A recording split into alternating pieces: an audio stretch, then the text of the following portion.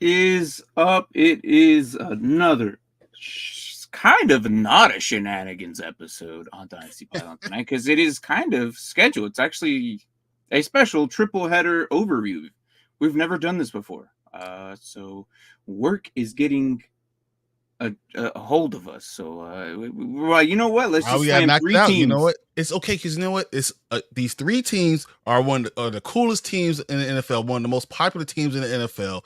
We're able to do that and then go right into Thursday, starting football, Friday, Saturday, Sunday. So this is like your introduction into getting ready for the season, guys. This is week 2 preseason, but we're going to give you these team breakdowns. Right. So that's gonna be cool. So today we're doing the Chiefs, the Cowboys, and the Ravens. But before we get all that said and done, talk about a little bit of the news that's recently happened. If you're under a rock, we'll let you guys know what's going on. Also, the 400 sub giveaway jersey is on the video. It's on its way. So far, I have 11 participants right now, so not too bad. It's about what we usually expect, and I expect more. And we'll probably give that away in about another week or so. So we still have time to get in. And it's a number 7 jersey of your choice of your team, and it'll have Dynasty Pylon on the back and a B Stitch jersey. So yeah, get yourselves into that raffle. But yeah, no. So Brian, recently, it sucks to be a Vikings fan right now. My goodness! And a fantasy owner that has this player too. Oh yeah, if so, I'm sure somebody out there has Jordan Addison and JJ McCarthy. Oh, that person's pissed. Hoping maybe week 8 or something the connection will be there, but you and I kind of had this feeling that McCarthy wasn't really going to do anything anyway. This season, we saw JJ is going to sit most of the season. They're going to treat him very much like Patrick Mahomes was treated. You know, let him sit behind someone who's going to be a good starter, a good way to get you into the NFL, and then we'll release him and see how he does. Now, JJ did really well last week. That's great in preseason, but you're also going against threes and 4s. He's not 3 or 4. He's a 1 or 2. So, you know, gotta give him, you guys kind of piecemeal him, give him a little bit at a time. Well, all that's out the window. Forget all that. Yeah. But what's up, Derpy? What's up, too? We're halfway through the week. Yeah, we're feeling all right. I'm work has been crazy, but doing all right, not too bad. But yeah, I think that it's even for the Justin Jefferson owners. Like how much load of confidence do you have in Sam Darnold? I don't know. Like that was originally going to be the plan anyway, so that doesn't even change. Like for us, it never really changed. The record for me never really changed. This doesn't really change anything of how I feel like the Vikings were going to do anyways. Agreed. So, I mean, yeah, Jordan Addison is going to make a impact because he's a very good number 2. So, because LSU knows how to raise these receivers right. So I don't expect a change.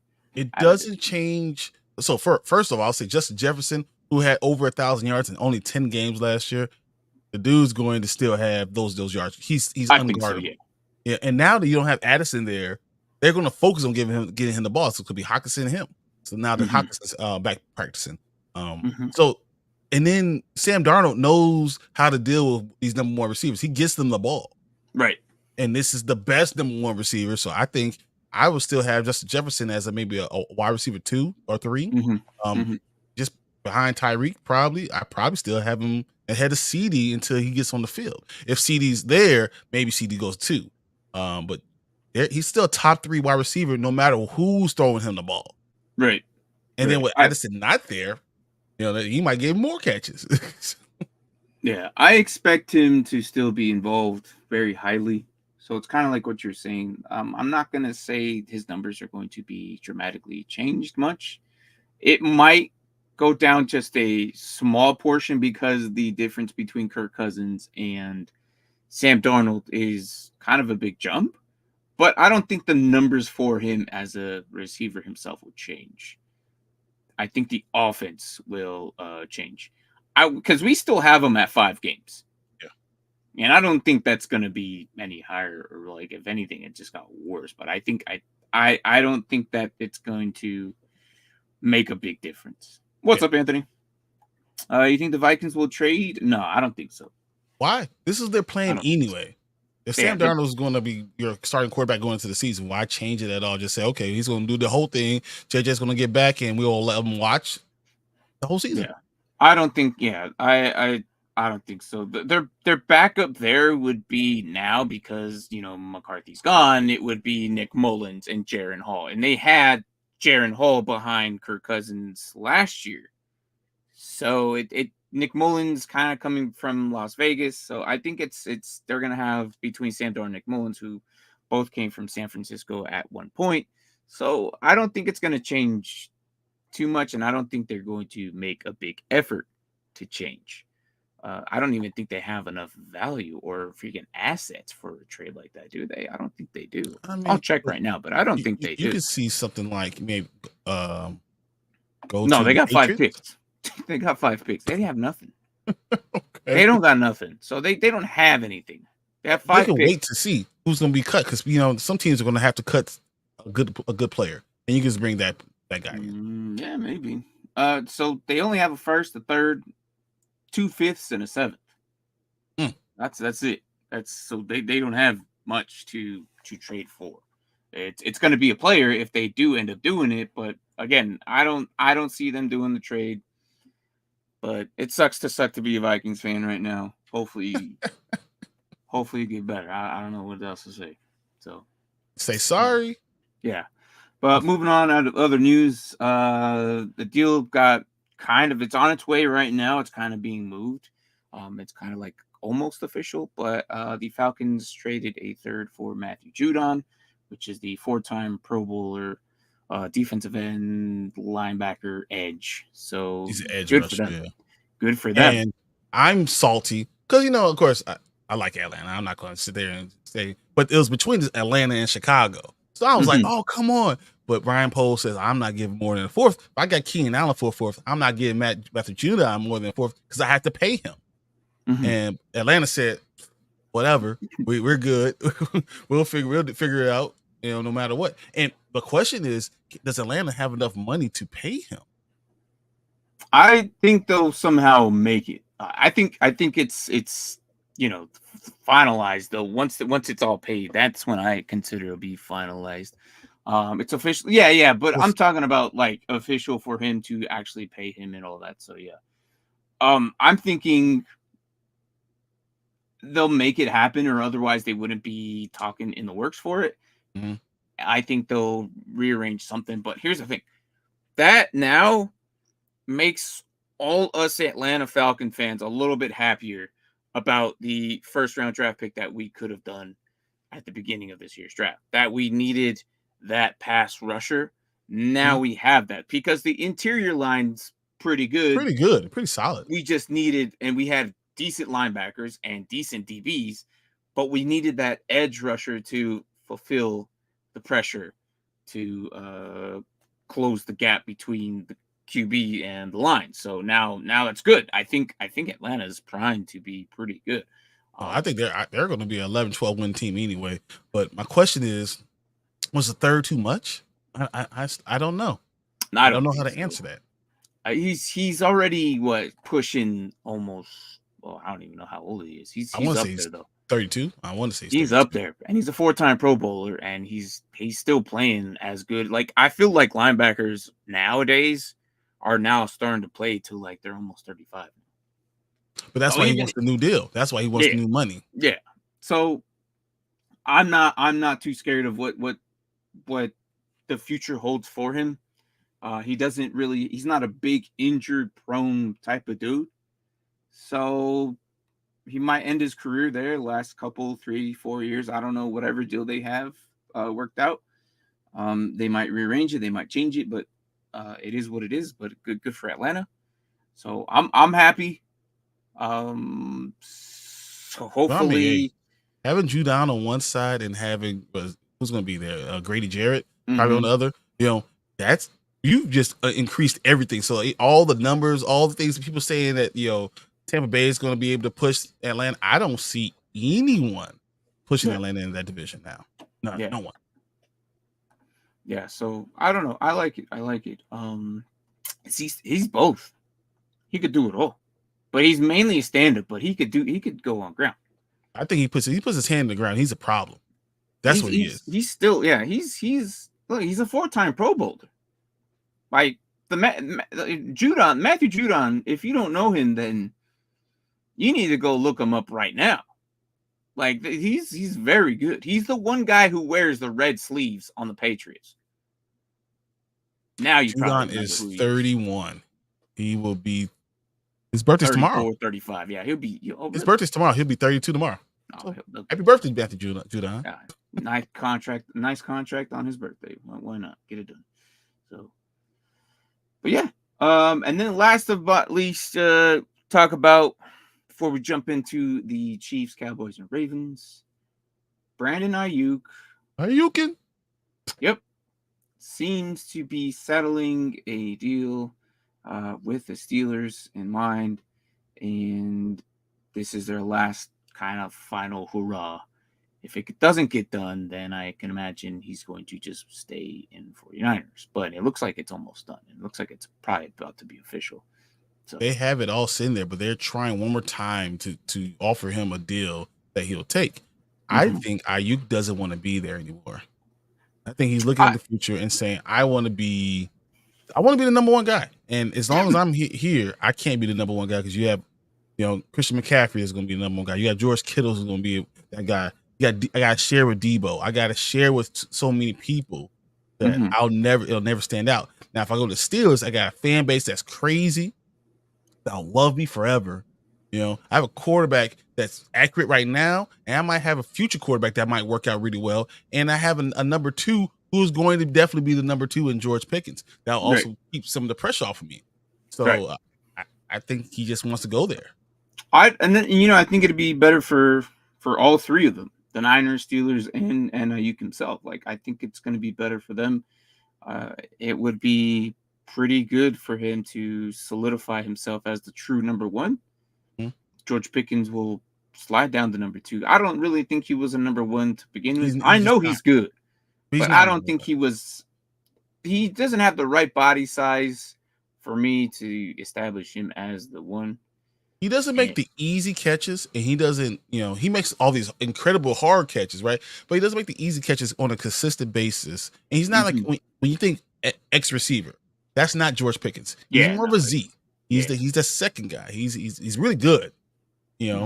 I can see Ayuk going there and getting 1,400 yards, and George Pickens still getting 11.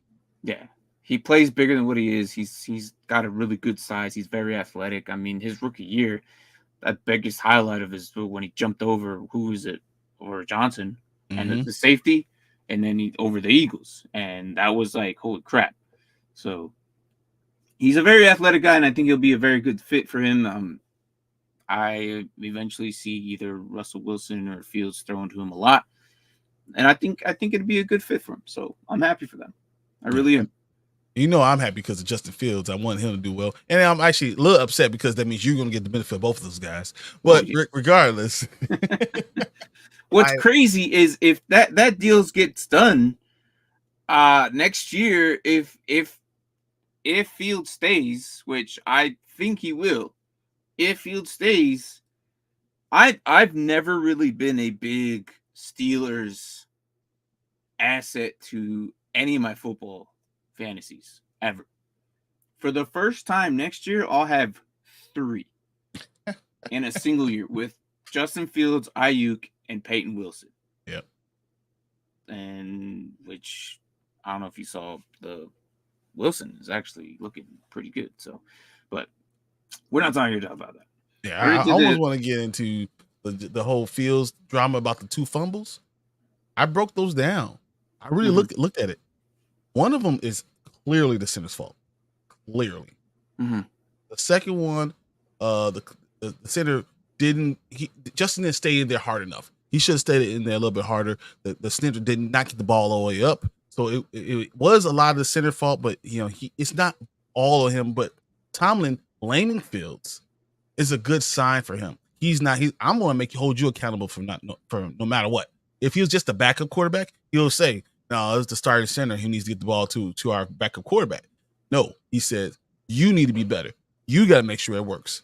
So I think that he's holding him accountable because he's eventually going to be that starting quarterback. Right. I think so too. But that will be next year's news as we talk about that. So again, we'll see what the Steelers run this year. We might see them this year. But other than that, though, a few injuries here and there. Andrews is okay, but we'll talk about that when we get to the Ravens. The other more noticeable news was Matthew Stafford, who got hurt, hamstring. So, but that was during practice, and that was today. Yeah, that was today during practice. So I don't expect him playing for these next 2 preseason games. He didn't need to anyway. Yeah. But we'll talk a little bit about the Rams, just a little bit, not too much when we get to the Cowboys. Yeah. But before then, talk about these Chiefs. So the Chiefs, what can I say? The Chiefs are still balling out. They're still good. They've been good. So for the past 3 years, you went 13-5, 14-3. Last year, you guys went 11-6. And that was ultimately the worst year you guys had since this Mahomes era. So they're cementing themselves to be one of the greatest teams in the NFL, right? They're looking for a 3-peat. They won one in 2002 and won one in 2003. Can they do a 3? I think so. Now, the catching ability for these guys have to probably be a little bit better between Patrick Mahomes and Travis Kelce. And the defense last year was probably the greatest defense they've had in a couple of years. They were ranked second last year, which is crazy because 2 years ago, I would say the Chiefs defense was the worst. Sucked. However, they lost L'Jarius Sneed. They traded him to the Titans, and Willie Gay signed with the Saints. Good luck to him. We lost him. That's, but it's all right. We made up for that in the free agency. We re-signed a couple of them. We'll get that. But so yeah, as free agency goes, backups. Carson Wentz. Yeah. Let's revive his career, right? He's the backup to Patrick Mahomes, and maybe he'll learn something, but I don't think he'll ever sniff the field, to be honest, because Patrick never really leaves. And then they brought in Marquise Brown, which, yes, in the recent news, we just heard that he's going to be out for almost 4 to 6 weeks, which is a big detrimental loss. Which is actually interesting because you specifically said when we talked about this, hey, I think he's going to be out till about week 3. That's what he's on track to be there on week 3. I gotta give you props. That was big. These injuries, man, they're I don't know. It's kind of what I used to study. So I mean, and so it's gonna open it up for Travis Kelce. Maybe Irv Smith gets involved more, especially the rookies. And Brian, I like if you want to go over the rookies, especially the number 1 pick in the 28th overall pick that they acquired from Buffalo. If you want to go ahead and name off these rookies that they got from also. I want to do this definitely because I love what they did in this draft. First off, getting Xavier Worthy, that speedster coming there out of Texas is amazing. It's a perfect pairing. Then they got Kingsley Suamataia. Yeah, that was Suamataia. Yeah. I like that pick too. I like that pick. He steps right into left tackle. I saw him blocking last week. He was solid. Yeah. He was very solid. I was like, oh, you're able to get this. You get a starting left tackle right away. That's a great. But does it worry you that he's going to be a rookie right after bat at left tackle and be the best offensive lineman they have? That worries me just a little bit. Tooney is there, and Tooney's right next to him, so I'm okay with that. I'm more worried about right tackle because Jawan Taylor should not be your starting right tackle right now. But Patrick's going to make it my homie. He's going to have to do it. Go quicker. Yeah. But then they got Jared Wiley at tight end, which you don't think that they need Jared Wiley with Kelce and Noah Gray, but getting Jared Wiley and Irv Smith. So, but they drafted Jared Wiley, then Jaden Hicks at safety, which is he's already contributing. So he's pretty much backing up Justin Reed. Another trade from Buffalo as well. Yeah, exactly. So, and then we got Hunter Nurzad. He's going to be he's the center. And then you got Kamal Hayden, cornerback. Hayden is actually going to be more special teams. He hasn't been impressing me as much as I thought he would be in this year. He's also a 6th-round pick. These late guys are kind of let's hope they make practice squad anyways. Yeah, I don't even think so. CJ Hanson, I don't even think he's going to make the practice squad right now. Yeah, we'll see. They made a lot of trades, and that was also a 3rd pick from Buffalo. So they made a lot of picks from there. These rookies should come in at least from the first 4 or 5 guys. So like Hunter Nurzad would maybe get himself in the lineup as a 2nd, 3rd stringer, but I do believe the receiver room was good. The loss of Marquise Brown for sure that many weeks is going to be interesting. So I don't know how that's going to play out. Can you keep McCole Hardman? Can McCole Hardman run that spot for 2 weeks? I don't know. I don't think so. But the fact that it's the ghost of McCole Hardman. Yeah, I got you. It's going to be Worthy. They're going to have to somehow slide him in at some point. But with the fact that they're running a very interesting, like Rashee Rice. I said this.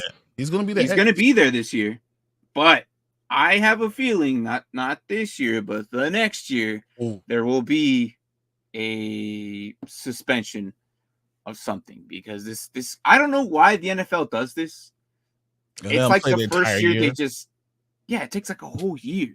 Yeah. Like for me, I'd rather get it done now, get the suspension done now, over with, and you never have to worry about it. I have a feeling Rashee Rice will be suspended the following year, not this year. The NFL's like, what you ever been a parent says, hey, go in your room, wait for me to get there. That's what they do to Rashee Rice. He's going in this room, waiting for the NFL to get there. Hey, that's almost as bad as the punishment, man. Like, I'm like, I can't even get happy here because if I do get too happy, it's going to be taken away from me. What if I get to a point where it's a contract year and they wait all the way to the contract, right before the contract, and they're like, hammer, I ain't getting paid. So with these guys, basically you're running with Sky Moore, Mecole Hardman, Rashee Rice, and Xavier Worthy. Very, very young crew. Justin Watson, who don't forget about him. He's actually a very good asset. Mahomes actually likes throwing to him a lot. So, and then Kadarius Toney, they're running interesting packages with him out of the slot. Zanzi, like they're just running him in everywhere, even running back apparently, and they're actually having him throw. So they're using him as his athletic ability. But let's be honest, he's gonna get hurt. The guy's made out of glass, or he's gonna forget what he's supposed to be doing. That's the one worry. Like, how you can put a guy in there that it doesn't focus in 4 different places? Like, So we'll see what happens. I'm not going to worry about Kadarius Toney, and for those Justin Ross truthers, stop. Just stop, please. He is who he is, guys. It's not going to happen. He got hurt last year, and he's coming back, and there's other talent there. It's just not going to happen. Sorry. But then Travis Kelce. Come on, the man, the myth, the Kelce. And I honestly, a lot of these during the first 2 weeks, you could go double tight. Because I think Noah Gray is probably the 3rd or 4th best receiver on that team. You just go Gray and Kelce to go with Rashee Rice and Xavier Worthy, and just go out like that. Yeah, those 4 are even valuable assets already. With Watson as well, like they have enough key points to do it. Reed is a smart enough dude to make this offense work with what he has now. Oh, yeah. I don't think they need to go out and get another receiver. I don't think they need to. I see that. Anthony. No, I don't. Yeah, they don't need to be going out after anybody. So I think they're just fine. So offensively, I think they're going to do good. Prince is actually making a name for himself. He might establish himself as the number 2 behind Pacheco. And CH, well, I think he's doing fodder for cuts. Things. Say what? He's fodder for cuts. Like, I could see him getting cut. CH, I mean, you could. Because Keontae Ingram, I like Keontae Ingram too, but you have to go win into the season with 3 running backs. You have to. The question is, can you trust those 3, and then can Kadarius Toney contribute to it at any point in time? If that's the case, then you don't need CEH. I don't think they'll run with this many receivers. They have like 12 on the roster. Maybe no. Hold on. No, they have more than that. Yeah. I think it's like 15 receivers. I think they're gonna cut down. They're gonna cut like 5 of those guys. You can't go in the season with more than 7. You can't. Yeah, they're gonna cut some of these guys, and I think CEH survives this season. It's his last year, anyways. They're not.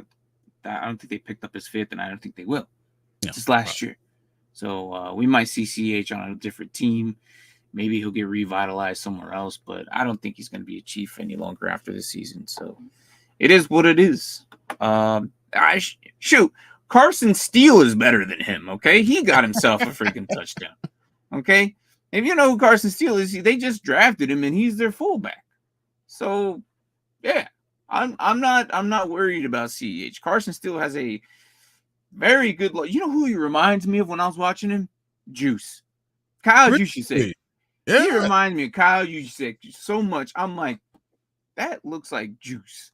It's so almost like, but Andy Reid is the type of coach that will want a fullback that can be running back, but also can line up a tight end, go out in the flats, and can catch the ball and be used in multiple ways. So if you're that type of guy, a Swiss Army knife, that's exactly what you need in this offense. Yeah. And I think Steele is that guy. Steele can get it done.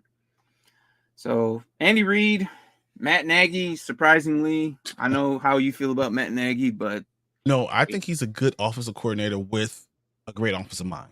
But when you have Andy Reid there, I think he works with Andy Reid. Yeah. Okay. Well, it wasn't the same when he was there with the. Oh no, by himself. F that. So I'm sorry. In the playoffs, I need you to sit, hold the clipboard, chill out. I got this. All right, so moving on to the defense, ran under Steve Spagnuolo. I mean, it again, like I said, towards last year they were second.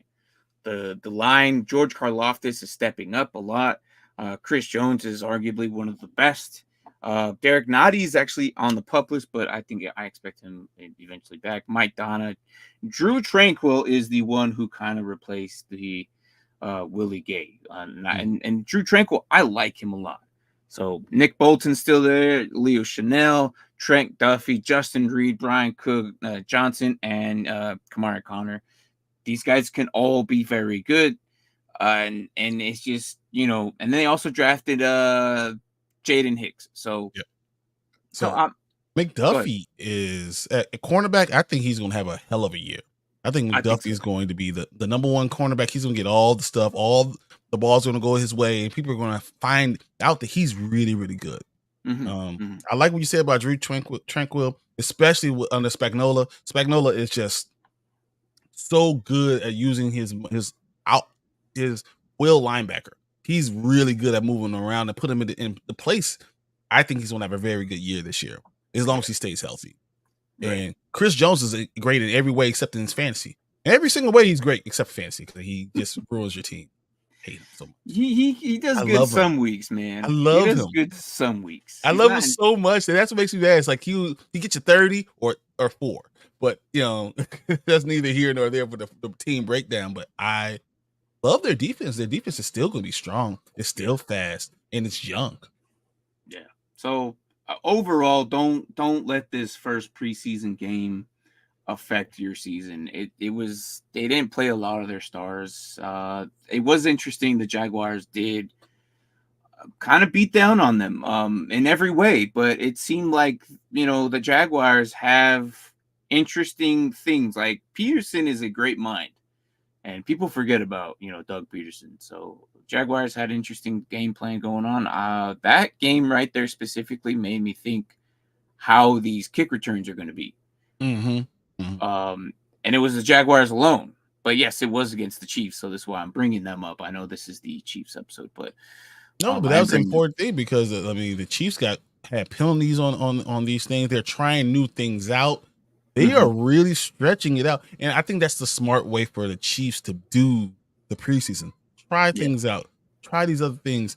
And then the Chiefs are not going to show you anything on their kickoff returns because they want to keep all that in house. But they're going to do something special. I think the Chiefs are going to have that front line drop back 5 yards. They might put a couple of backup guards on that line, and all of a sudden run trap plays. That's why I'm here that they're doing in practice. So don't be surprised if that happens. As of now, what they have on record is Xavier Worthy's the punt returner, and Nico Remgio and Mecole Hardman are the kick return guys. So we'll see how that goes. Yeah. I mean, Mecole Hardman, I think Remgio's probably going to have the first crack at it, but Mecole is just such a safety blanket. So you can go ahead and do that. I think they won't do it the beginning until Brown gets back. I think they'll use Nico Remgio for the first 5-6 weeks.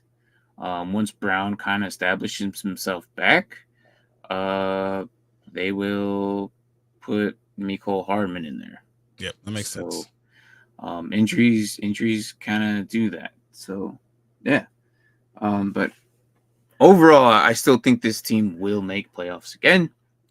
And Tua coming in with all three of his takes. Okay. Got to bounce, boys. All right, Tua, I appreciate your input here. So he's got 14, 11, and 8.5. So we'll save that for the rest of the show.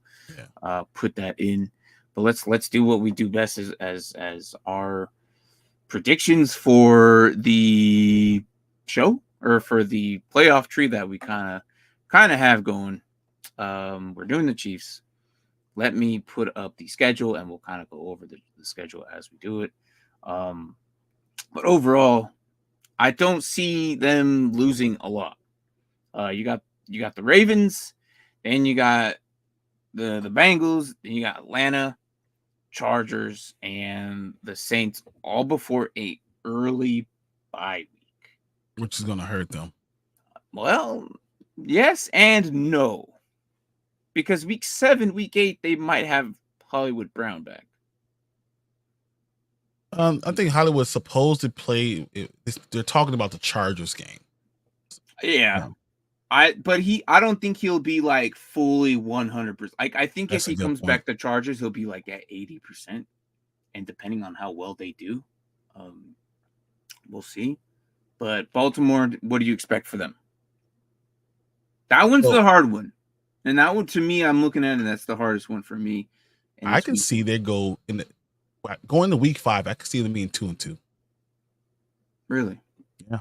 I can see Baltimore beating them week 1, especially with Derrick Henry and all that. I think that's going to be a big thing. There in Arrowhead?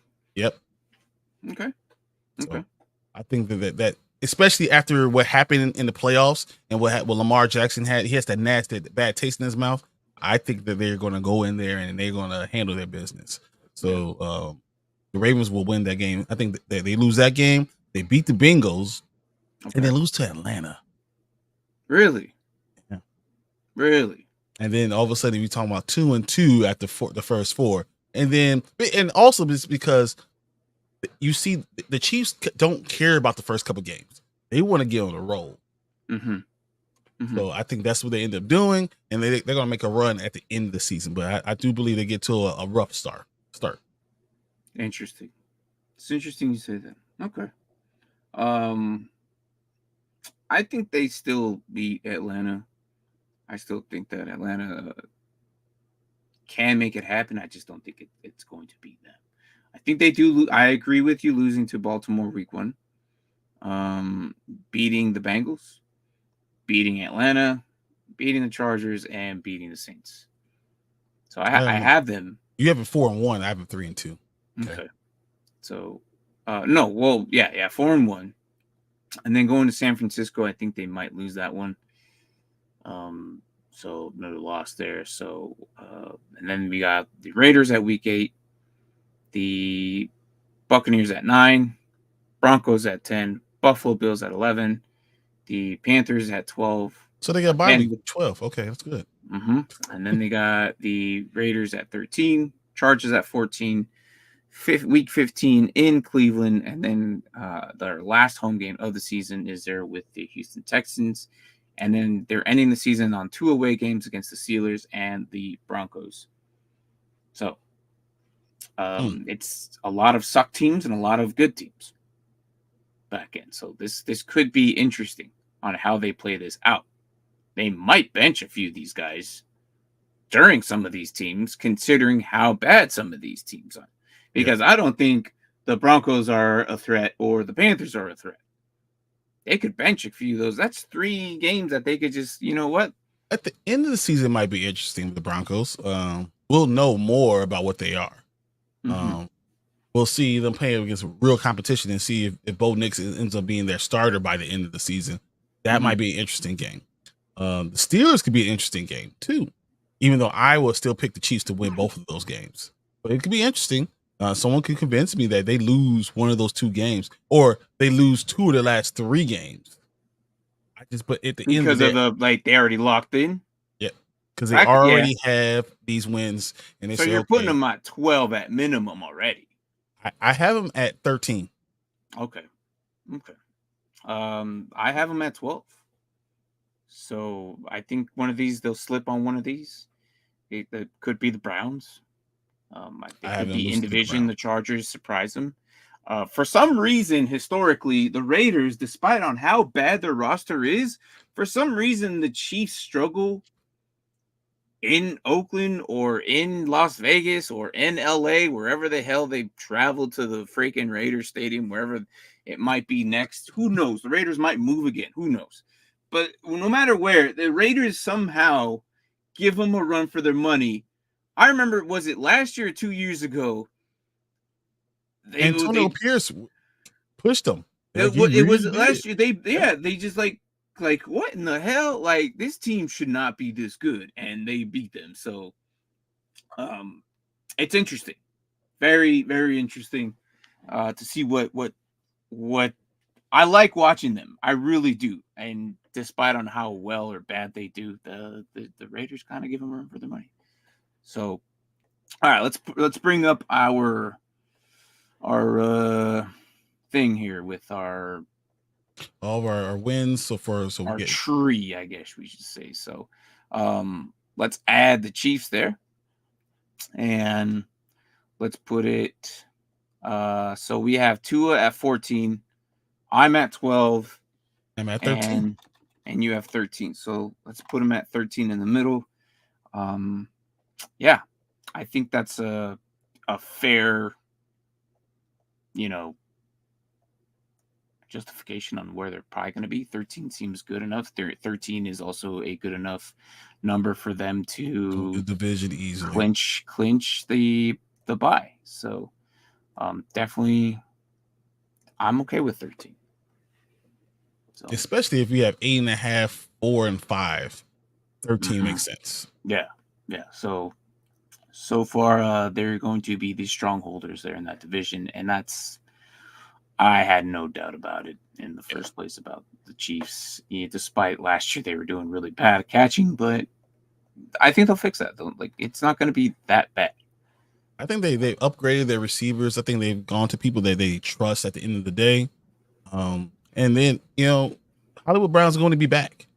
So I think they'll have 3 decent receivers, and Kelsey's not going to have as many mistakes as he did. I think the whirlwind with Taylor Swift hurt Kelsey last year in his numbers, and I think he's going to have a bounce back year overall, and they're going to have a much better offense. Now, they won the Super Bowl last year with 11 wins. So now we're saying 2 more wins to this team that's already a juggernaut. Because they've upgraded, and if they it's not so much that they've upgraded, but they didn't really get worse.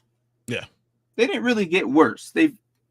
I guess they should say have upgraded. They got a better receiver from what they had last year, and I feel like Drew Tranquill can just do just as much as Willie Gay can. I like Mike Pennell backing him up at defensive tackle. I like that him coming back. Yeah, so I'm not too worried. If anything, they'll do better or just as good. So I expect them to be in playoff contending again. Kansas City. What can I say? You guys are building a dynasty, and you can see it there. You might get a three-peat. So if he gets a three-peat, we're going to have Patrick Mahomes as the number 2 quarterback of all time already before 30. Yeah, no, yeah, and he's got a many years to play with. I would hope that he stays the Chief, but I can't say what the future holds. But I expect him to be the Chief his entire career. They'll pay him any amount of money. They're gonna say, write this number on this piece of paper, and we're gonna pay you that. I mean, they got rid of 2 years ago. We didn't think Tyreek Hill would go anywhere else, but clearly, they made the decision. So it was a good one because they won a Super Bowl or 2. Yeah. Patrick you can't get rid of players like that. Aces in the holes like that, you have to hold them as long as you can. You have to build your entire team around it. And if they love the team as much as you appreciate them, the players will work with you and they'll be like, you know what? I know next year might suck, but the years after that, if you sign me for a multiple year contract, we'll rebuild. And that's exactly what they're doing. And, as they have these players that are coming up for contract extensions, Patrick Mahomes is restructuring his contract. You have a guy who's not just the best player in the entire NFL. He's taking one for the team. He's always building for the team. I think you can't really get better than that with him. Right. So, but overall, we have the Chiefs at 13. Again, guys, thank you for watching. This is the Chiefs episode. Don't worry if you're live now. We're going to jump over to the Cowboys, but in the meantime, we're going to run the 400 sub giveaway video as we get prepared for that episode and that team. So if you're live, stick around. But again, thank you for listening. For those who are on Spotify, this is the Chiefs. We have them at 13. Again, another playoff appearance and probably a three-peat. Yeah. We'll see. But got a chance. Yeah. Again, guys, I'll see you on the next episode.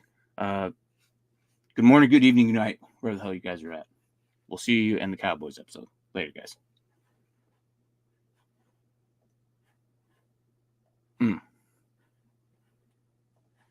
Hey guys, we hit 400 subscribers. We got the jersey giveaway. We have to get it going. Videos time. So Mark, can you tell us about the jersey giveaway? Tell us what's going on. So yeah, every time we hit 100 likes or subscribers, we decide we're going to give away a jersey. It's kind of our way of saying thank you, because without you guys, we wouldn't be here.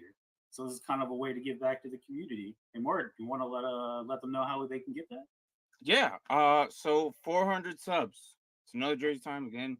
We're doing this video specifically on this video only is #defense. So we are doing the giveaway 400. Every 100 subs, we're going to keep continuously doing this. But yes, this one is going to be the number 7.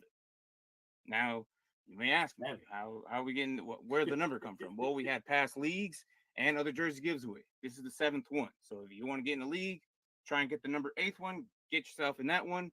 Or if not, wait till 500 subs and get the number 9 or 8, whichever comes first. But this is the number 7 of the jersey of your choice. All right, guys. So when are we going to do this giveaway? We'll leave this video up for about 2 weeks. So it gives enough time for everybody to kind of get in and add their names into the poll. And then, again, that's #defense, like and subscribe to the video. It's going to be up for 2 weeks. So it's more than enough time. And again, thank you guys. Appreciate every single one of you coming in every show. So right before the season, you will be able to win your chance at the Dynasty Pylon jersey, the number 7. Like and subscribe to the video, and we'll get this going, guys. Once again, thank you guys for watching us. Yes, thank you. Coolio. Say what? That was cool. Yeah. I had to cut that up so many times, man. Tua coming back in. What's up, my guy? We're going to talk about the Cowboys here.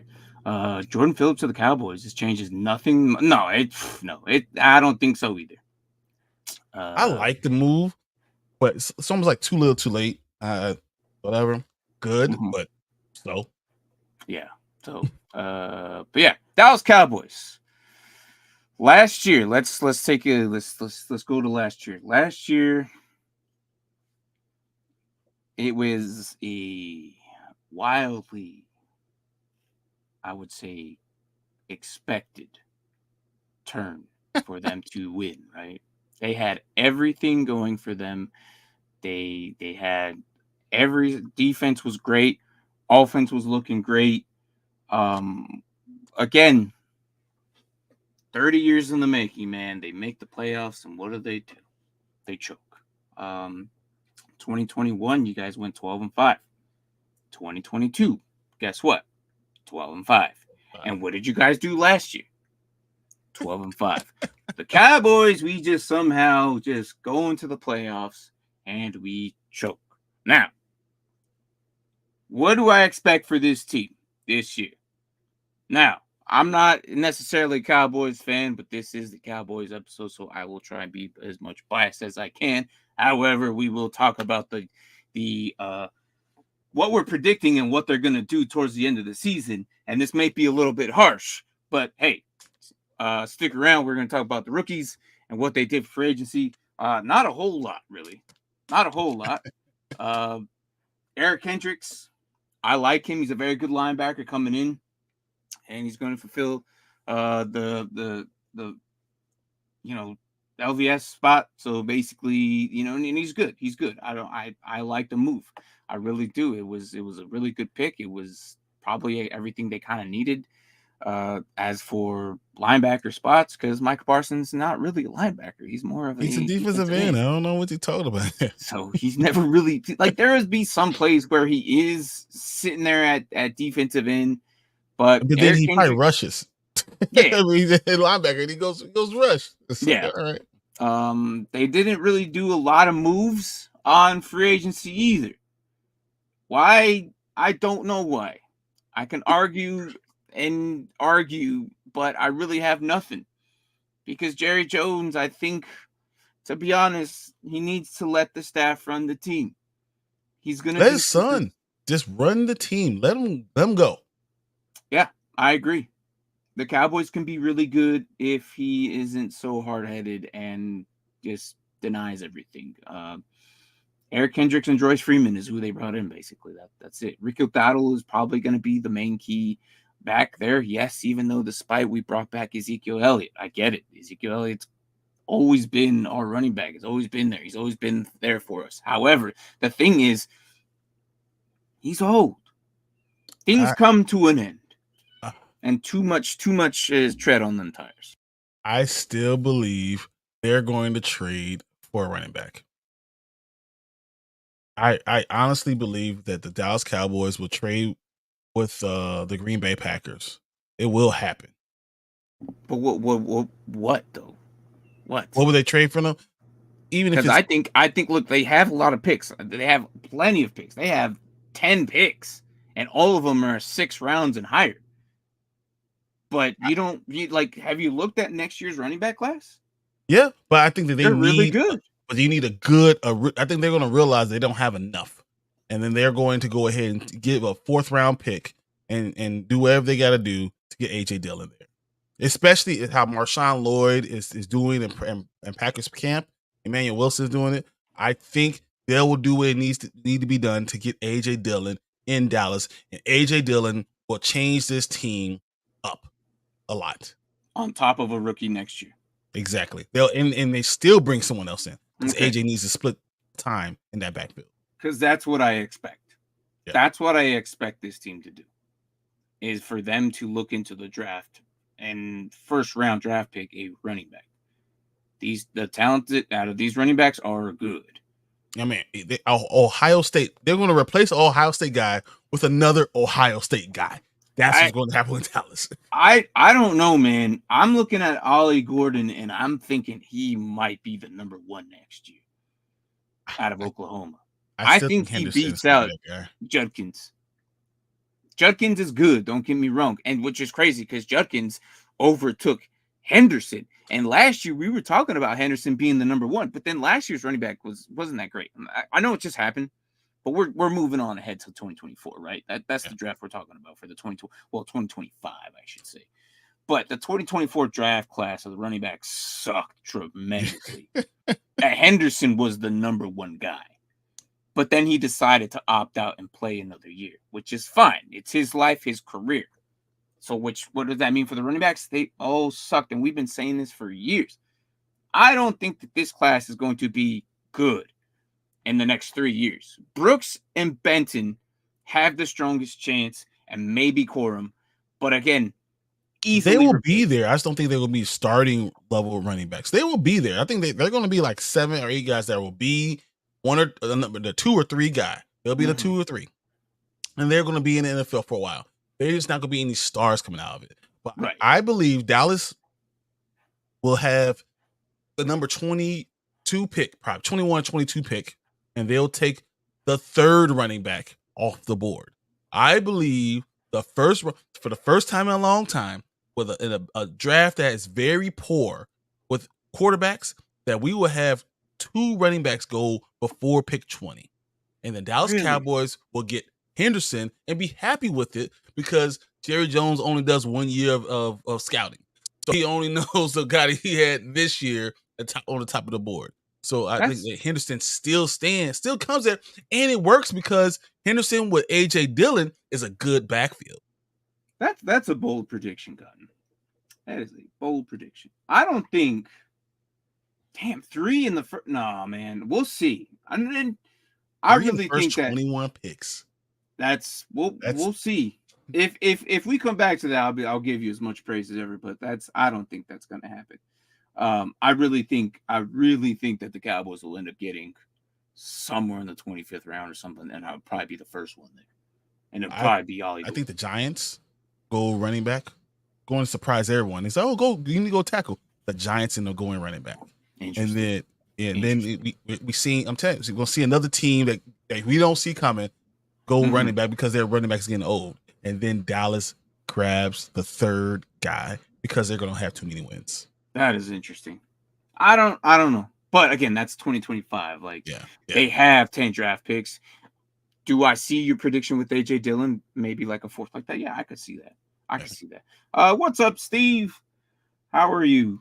Coming in. Is that a trade I see? Yes, it is. We can do that right now. What's up, them boys? How are you? What up? Of course, we had Dallas, man. Come on, them boys just shows up. To the Cowboys. I know I have slacked off. I have been crazy busy with military orders right now, so it's kind of been hard. So I told Brian, like, listen, we're just gonna knock out 3 teams a day, probably a team on Sunday, and then another 3 teams on Wednesday, and then we'll probably finish. Yeah, like finish on one, and we'll be good. Yeah. So we'll be good by the following Wednesday to give a final prediction of the season, and we'll make our chart like we did. But Steve comes in with a interesting thing here. Says, after CMC,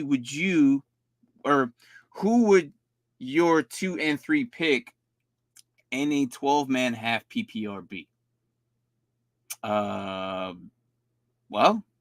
if it's a 12-man half PPR, I'm not entirely crazy about getting another receiver, but a running back might be nice. Like, I know you have CMC. Yeah.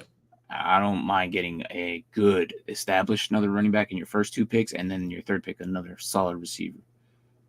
But if you want to go running back receiver like Drake London or something like that, Michael Pittman might be there, depending on where it's at. Like, I think at half PPR, these guys are going to be pretty good. But I wouldn't mind getting 2 running backs. If it's just a half PPR. Is it 1 quarterback? I'm assuming I would go up. That's just me. Yeah, okay, so looking at a 12-man half PPR, so how we're going, if you're getting CMC, you're probably the 2nd or 3rd pick overall. Okay. Yeah. So that's what I'm saying. I'm thinking you're getting. So if in a wraparound draft, all the top receivers are going to be gone. Tyreek's going to be gone. Justin Jefferson's going to be gone. 100%. All those. Yeah. So coming back around, I probably want a reliable running back, that someone I can trust, that's going to be able to run the ball hard for me and probably be there, no matter what. That means that probably puts me at running back 6 or 7, but I'm probably going for that guy. Yeah, probably. I would say sounds about right. But It's not like super. I mean, could you find yourself getting CMC? Oh, so Maybe he's saying Henry or no. Okay, Pacheco. he's saying CMC is the number 1 pick. Who's the number 2 or 3 pick in the first round? So Oh, CMC is number 1. Who's number 2? Then I who's see number what 3? you meant. I thought I you got meant like as in who. Okay, that's too easy. That's going to be CD Lamb or Tyreek Hill. Yeah, I think you go Tyreek Hill in a redraft league. You go Tyreek 1, and as long as CD's playing, you probably need to wait for that. As long as he's playing, he's my number 3. And if it's not him, it's Justin Jefferson. I wouldn't. I don't know about that. I would go St. Brown over Jefferson this year, just because of the Sam Darnold.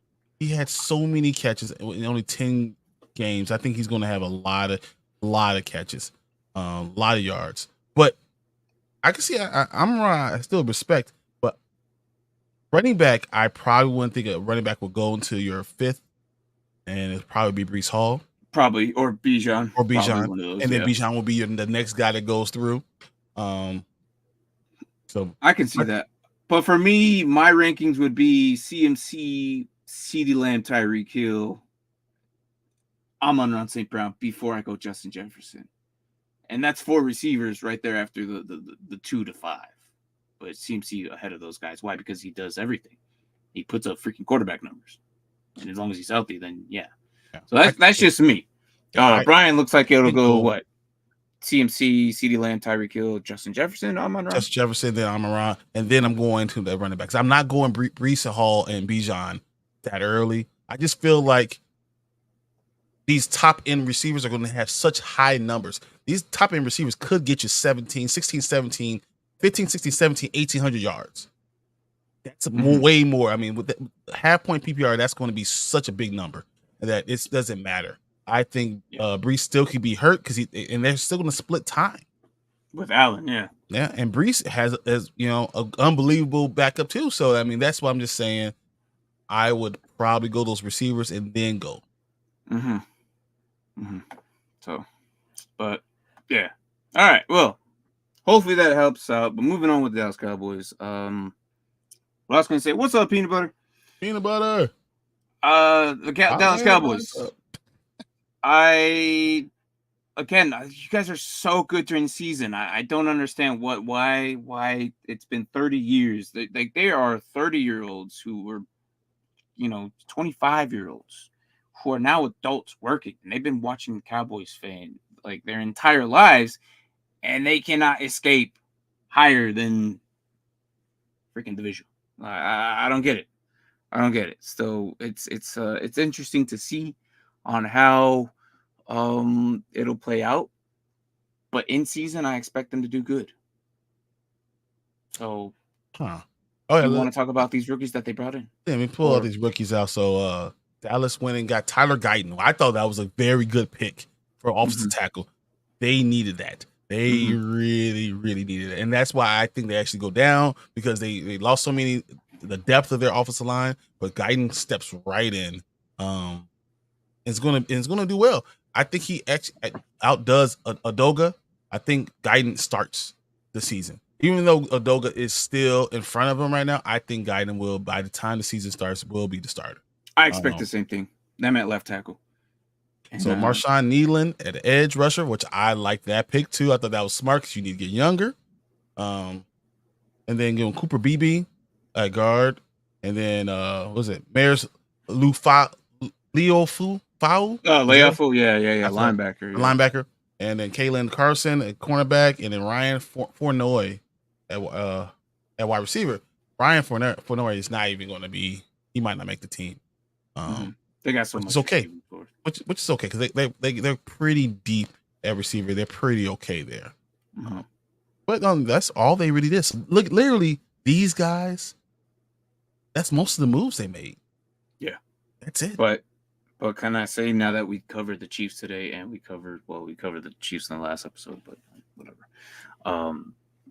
The Cowboys may or may not trade. I see Cook going to the Chiefs, but potentially because of the Hollywood Brown thing, they could lose him. And I didn't want to say it during that episode because we expect Brown to be back for them. But could the Chiefs trade, Cook's over there.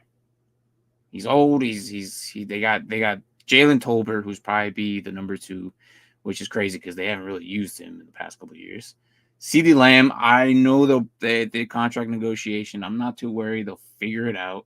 They're gonna figure it out. They have to. They can't just let this man just not do anything. He's not doing anything currently. But they'll figure it out. They have to. They have to. Like you got to pay one of these guys. One of these, and here's the thing: like the Cowboys can fall flat on their faces in 2 years if they don't bring back one of the 3, and I mean 3 because Micah's going to be one of those guys next year. Oddly enough, Micah's contract is only going to be till 2026 if he fulfills his dream of being an Olympian. If you don't know this, Micah kind of declared that he kind of want to be an Olympian in 2027 to train for the Olympics 2028. Now, people are like, "Whoa, what the hell is he going to do? He's not going to do a 40-yard dash and a 100-yard dash. He's going to do no marathon. No.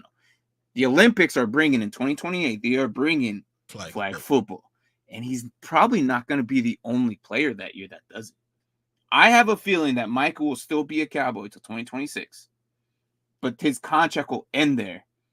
Then he can go focus on the Olympics, become an Olympian, because there is no way in hell that America is going to lose at the sport that we adapted from the Canadians, okay?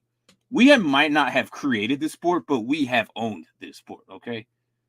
I expect us to win gold in flag football in 2028. And if Micah's there, 100%. And I don't think if Matthew Stafford, when he retires, I expect him to be our quarterback too. I don't know. That could be, I don't know, okay? A lot can happen. 4 years from now, I don't know. So here's the thing about Olympians. So there's a cap of how much money they can make, right? So Michael Parsons will have to take a pay cut from making $20 million at the point in time to making $27,000. I don't think he's going to. I don't think he does it. I don't. No, I don't think he's going to care. To be an Olympian, be an NFL Pro Bowl player, and be an Olympian under your resume, and then just come back in 2029? If he wasn't 20, that's his 28, 29 year season. If he saves his money, I don't think he's that is his prime. That is Michael Parsons when he's 28 years old can make $45 million. That's how good he is. I get it, but how many NFL players can you say were Olympians and NFL stars? Hey, I just saw a gold medal on eBay right now. You could buy it right now. No, it's not the same. You know, it's not the same. I hear what you're saying. I don't think that it's something. I think that's more of a tactic for negotiations. And if that negotiation gets you a 4-year, $180 million contract, I think it's worth every bit of it. But I think that's what it is more than anything. We'll see what happens in 4 years. Because we just had this discussion in our league, dynasty leagues. This is something you got to bring up, and you got to make like an Olympian rule. If players want to do this, like kind of what Brian said, they're going to take a pay cut, but some of them might actually think about, I could be an Olympic champion while still playing football. Granted, the rookies in now won't be able to do that because they're under their rookie contract, so they're screwed. But if they end their contracts by 2026, I can expect a few of these players to go do it. Why not? If you're going to retire by 2026, go play football. Go be an Olympian champion. Like, why not? Yeah, but 2026, he's 27. Hey, I don't know. This is just what Micah said, okay? I'm not saying he's going to go through with it. I'm not saying, but this is what he came out and said, that in 2027. And it's worth talking about. It's worth talking about. And I don't want anyone to misunderstand what I'm saying, because he could do this. Mm-hmm. He can go out and he can decide I'm going to lose, or the NFL could say, we're going to allow you to do this, or the rules for the NFL for the 3-on. But if he's not under contract, does it really affect him? But they can say, you know, how the NBA has their own team. The NFL can say, I could just send our best NFL team that we can have for flag football. So and they can do something like that too. Yeah. So I think the NFL is going to be smart enough to figure out how we're going to do that. They should. to not lose that because this talent. is the first time that we've had this sport, like, because it's a new sport, right? And that happens during the off season when camp opens. So we've never been into this, negotiation with the NFL. Like, this is the first time they're going to have to think about this. It would be smart if the NFL does that and send certain players to go do that. Because I think we have an NFL awesome. Representative. This is what we aim. Absolutely. Yep. So absolutely. Camp wants to. Yeah. Okay. He's gonna be a coach. Harbaugh offered him a coaching job, so I think that's gonna be interesting. It'll be but I mean, if you guys have someone who wants to do it, like, you can't. Like, can they deny it? I don't know. Like, I don't know peanut butter. That's the thing. Like, that's 4 years from now, so it's not like a big deal until 2026. He's right though. He can also make that rule. The NFL can make a rule that either they participate or you have to be someone who's not been a professional in this sport. That's where it's the line. Where do you put this line at? So Michael Parsons will be ineligible because he's been professional, but they might not do that. They might just say any professional could come and do it, no matter what. Kind of like what the NBA is. Exactly. So, yeah. But good luck if you're doing that, Anthony. You will get benched by an NFL player. If you start training now, I believe in you, my guy, and you be the best athlete you can be. They're gonna take Michael Parsons over everybody. They'll be picking out teams. You're gonna be like, all right, you're gonna look and you're gonna see Michael Parsons. You're like, oh, Michael Parsons just said he wants. Oh, hey, look, Mr. Price. I'm sorry, but this is Michael Parsons. But overall, the Cowboys: Jalen Tolbert, Brandon Cooks, CeeDee Lamb, Jalen Brooks, Jalen Cooper, and Cavante Turnip is basically the receivers that they have here, with the addition of Jake Ferguson and Luke Schoonmaker. And they have a Hendershot as well. I was like, Hendershot is going to make this team. Yeah. So it's Dak can make amazing plays when healthy, and it's crazy because last year we were talking about, like, oh my God, this time last year I was hearing so much trash talk about Dak. He's not good enough. He's not going to ever do good enough. And he's going to do blah, blah, blah, blah, blah. Yet, I'm like, no. I've been a Dak believer since, like, beginning, especially when it comes to fantasy. This man puts up numbers. He was almost MVP last year. Don't forget about that. I think he should have been. Even at the end of the day, his numbers still should have probably done it. I would have said CMC or Tyreek just because, it's a quarterback.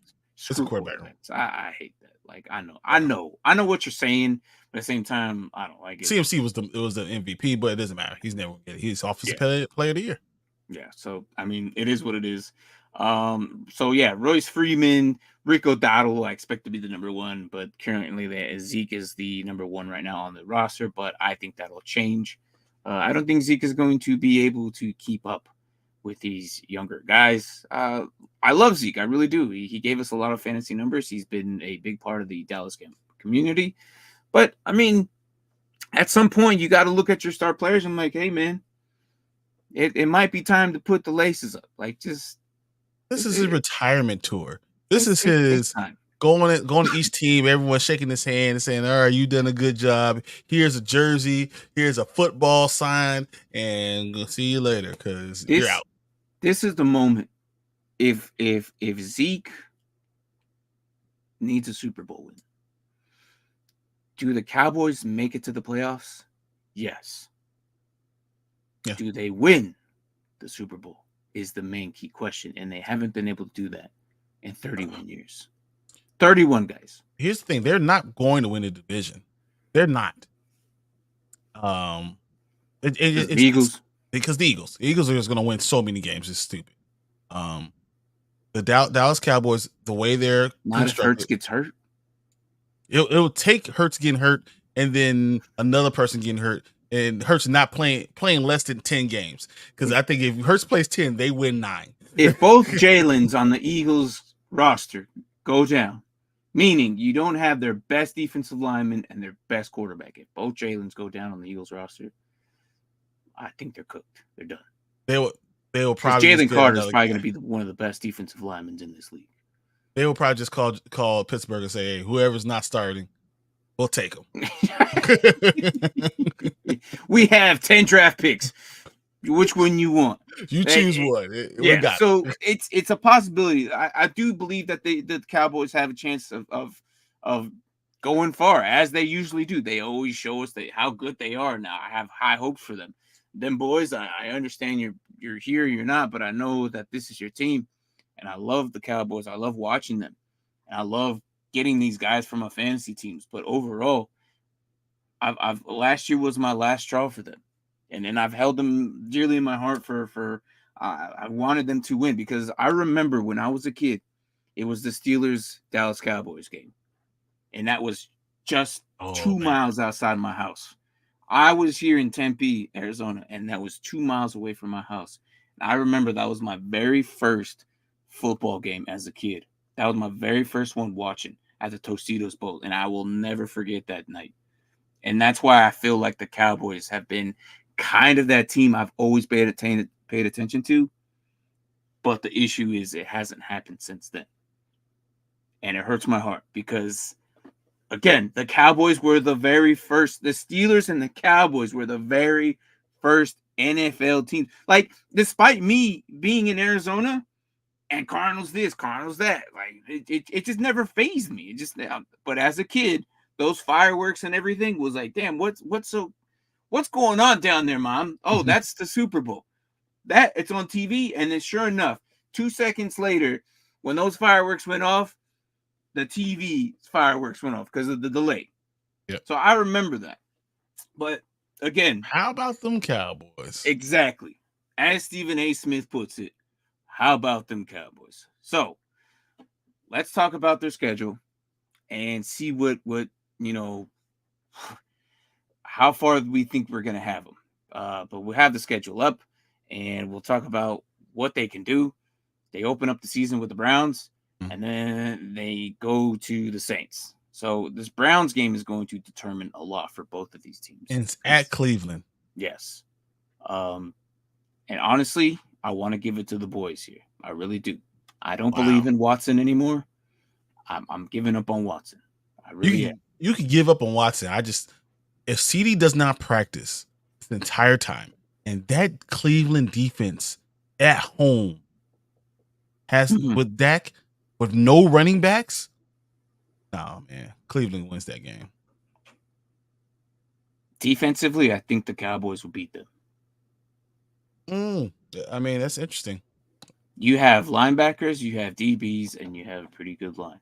As a matter of fact, we didn't even talk about that defense. I think that the Cleveland's defense is better. Talk about the offense, but they have DeMarcus Lawrence, Mozzie Smith, Parsons, Damone Clark. Don't forget about him. I like him. Eric Kendricks, Trayvon Diggs, Wilson, Hooker, Bland, Lewis, and Bland had more touchdowns than the receivers last year. Yep. This is a very good defense, and I don't think that the Cleveland offense can compete with that defense. I think the defense will just spank them.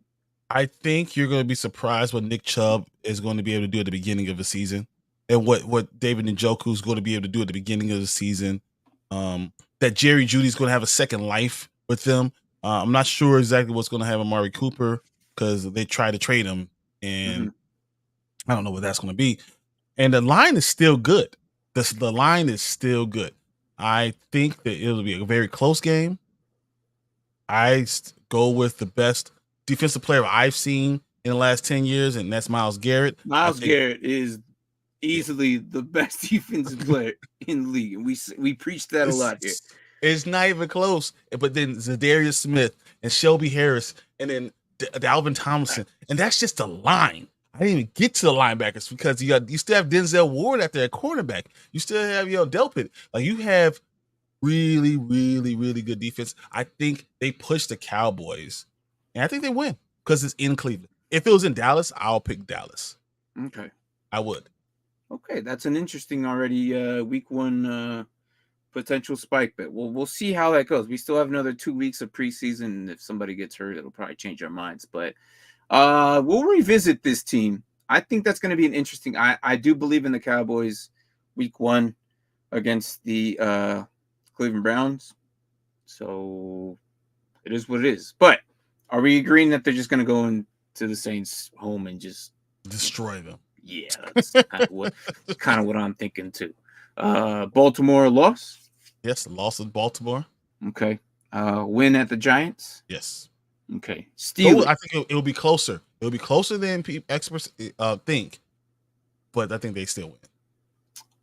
I think Malik Neighbors is going to be a lot better than what they actually think. Yeah, too.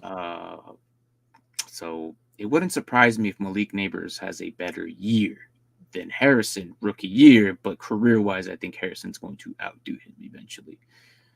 It depends. Year on one. Quarterback. Say what? Daniel Jones. It depends on Daniel Jones. He can get it done. He can get it done. Like 2 years ago, he almost had 4,000 yards with almost 20-something touchdowns with 5 interceptions. What's Saquon Barkley knowing that you had to put the load up? The line is a lot better. I don't want to load it up for too much, but they have a better line. This is the best line they've had.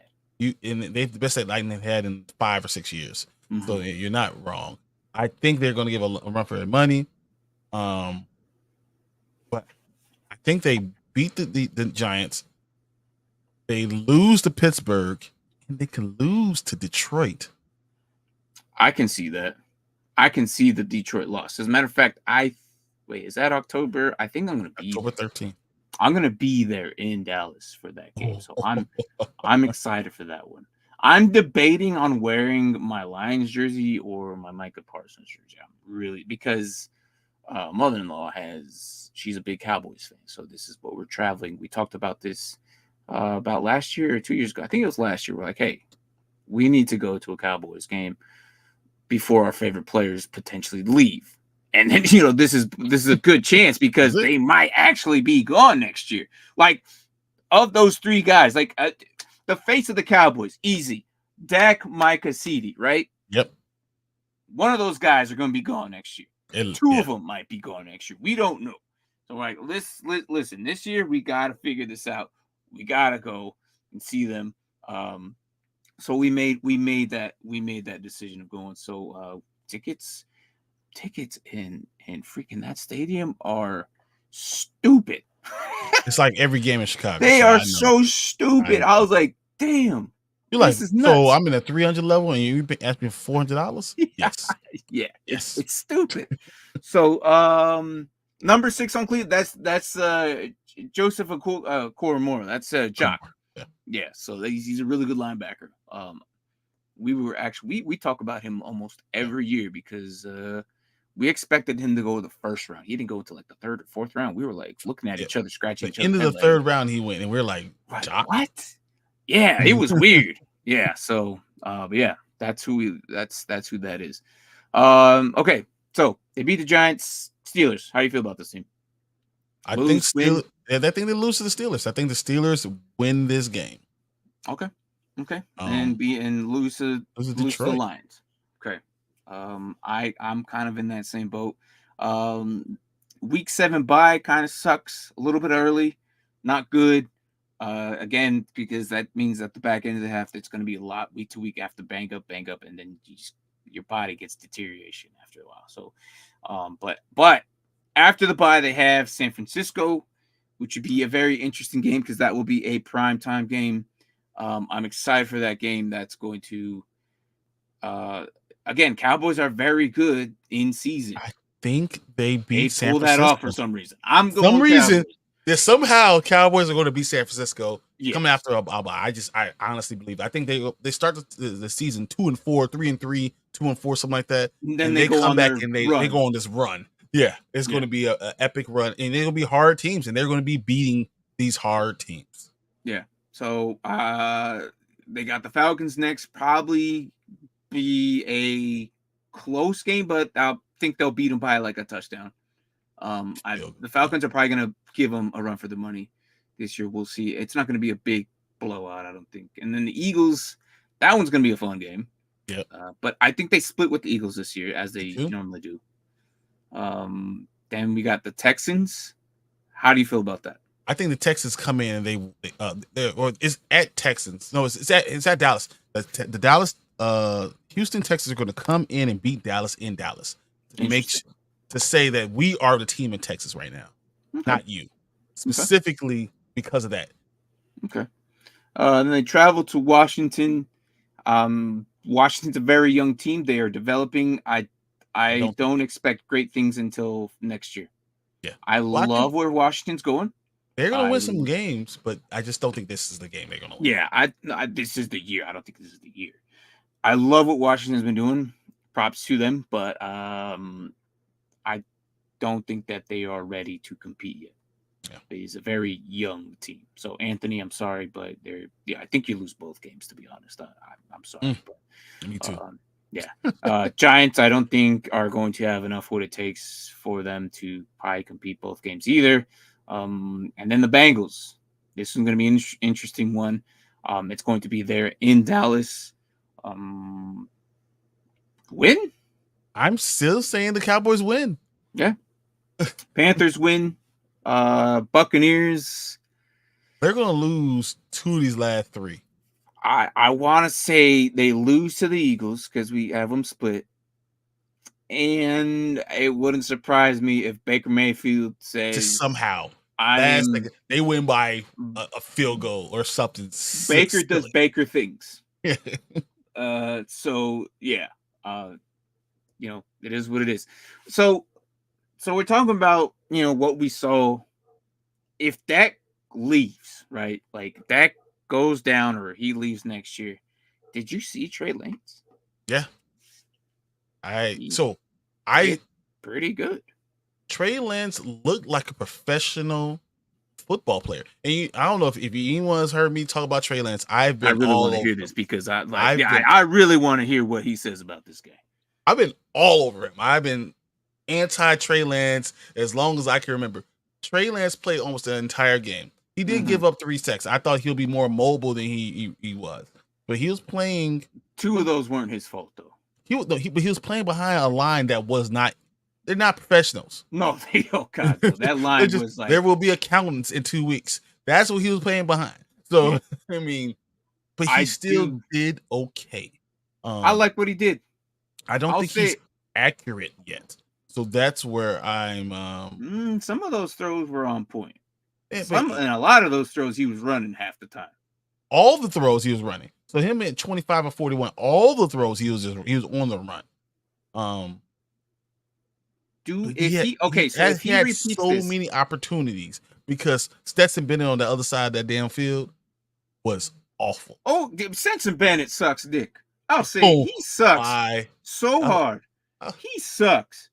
Wow. He sucks. I can't believe, I was like, damn, this guy makes Bailey Zappi look good. 4 interceptions, then he's gonna come in and win the game at the end. You didn't win the game. You just didn't do as bad as you've done the entire rest I don't know how the boys lost that game. Despite it was a preseason, I get it. They don't mean nothing, right? Trey Lance he didn't score, and that's where I was worried about. Mm-hmm. Trey Lance didn't score. I think he still has some development problems. That was his first game, though. Cooper Rush is still a better quarterback right now. Cooper Rush is the better quarterback today. Trey Lance will be the better quarterback next year. That was his first game in how long? 3 years? 3 years. Yeah. And even if you go further than that, before he got drafted, he hasn't played against this level of competition. Last year he didn't play in college, yeah. So, that's what I'm saying. That's his first game. For him to come kind of brush off the cobwebs and everything, I'm gonna give it to him. I think he looked good. I really thought, I was like, damn, if he does this for the next 2 weeks, right? Do you think he has a potential to be the number 2? And maybe if he, I don't know. I don't know what the Cowboys are gonna do. Here's the thing about Cooper Rush. He knows the system, right? Because McCarthy, he's on his last leg. So he already knows the system. He's very talented in a point where getting the ball out. So Cooper Rush was 2 for 3 for 44 yards. If you saw what it was, he was literally getting the ball out. Bop, bop, bop, out. He is exactly what a backup quarterback is. Trey Lance has the opportunity to end up being a starting quarterback at one point in time. Cooper Rush will never be that guy. He would never be that guy.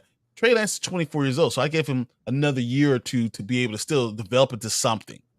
But I think Cooper Rush is going to be the number 2 the entire season. Okay. I disagree. I have a little bit more faith in Trey Lance, and I think I've always had, like, since he's been in the league, I've always stuck up for him just a little bit.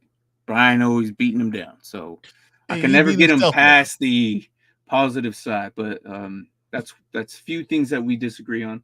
I still believe in him. He's still young. Very young. We'll see. 24 still. Yeah. So yeah, we'll see. We'll see what he does for the next 2 weeks. But overall, what do you give the Dallas Cowboys before we move on to the Ravens? I say they win 11 games. 11. Okay, I have 12.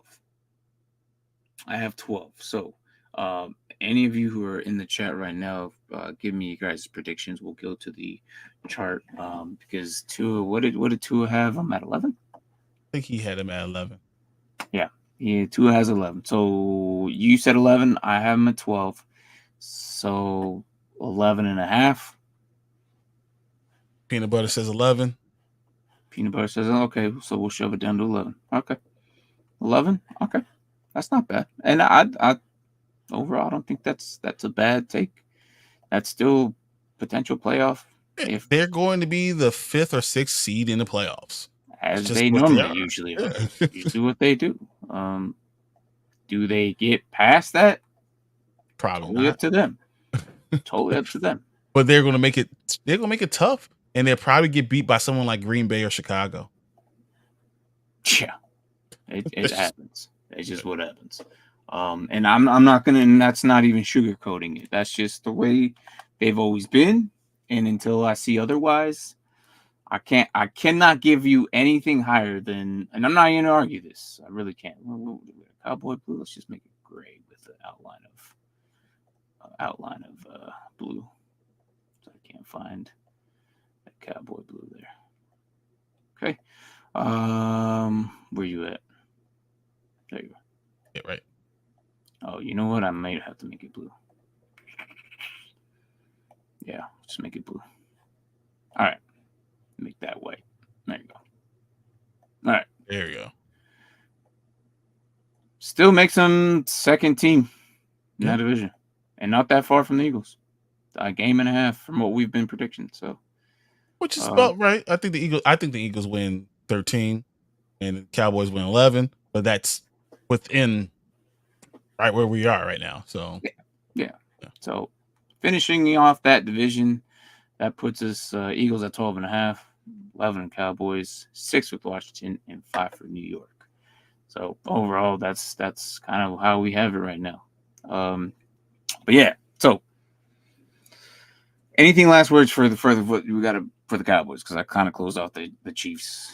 I will say this for the Cowboys. I think they're not done. I think Jerry's going to get to the season. He's going to realize that this team needs a little bit extra, and that's where we're going to start seeing some things happen. So don't be surprised if CD doesn't play to the first week, and then that's his first time coming back to the team.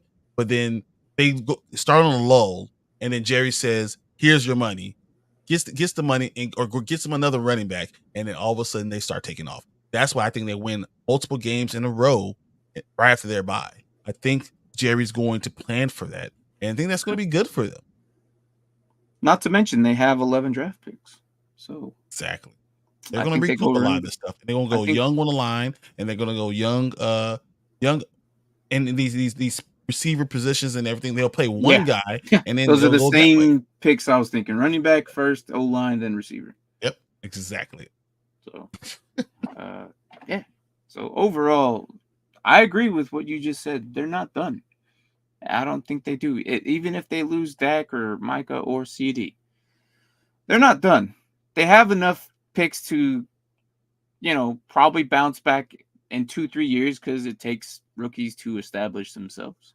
So that's just the way they've always been for the last 31 years. And until you prove me wrong, Cowboys, I love you guys. I really do. I have a special spot for you guys in my heart because, again, like I mentioned before, you were the very first team I saw. And, Cowboys, you can do it. You can. I believe in you. But we'll see. I don't know. Like, you guys failed me. I think last year was the last year where I kind of just called it quits, man. I really do. Like last year was like, I'm done. I do not believe these guys can make it. But it proved me wrong, please, because I really do like the Cowboys. I'm I not. will say this: if they do have a coaching change and they keep Dak Prescott and CeeDee Lamb, somehow they figure out a way to do that, watch out. Don't let Bill Belichick get his hands on this team. Currently, how it's constructed. Watch out. They can win. All right, guys. That is Dallas Cowboys on the Dynasty Pylon. We have one more. Stick around if you're live. We're gonna do the Ravens, and we'll close it out with that. So again, I'll see you on the next episode for the Ravens.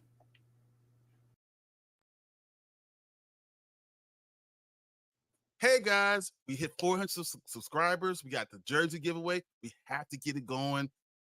Videos time. So Mark, can you tell us about the jersey giveaway? Tell us what's going on.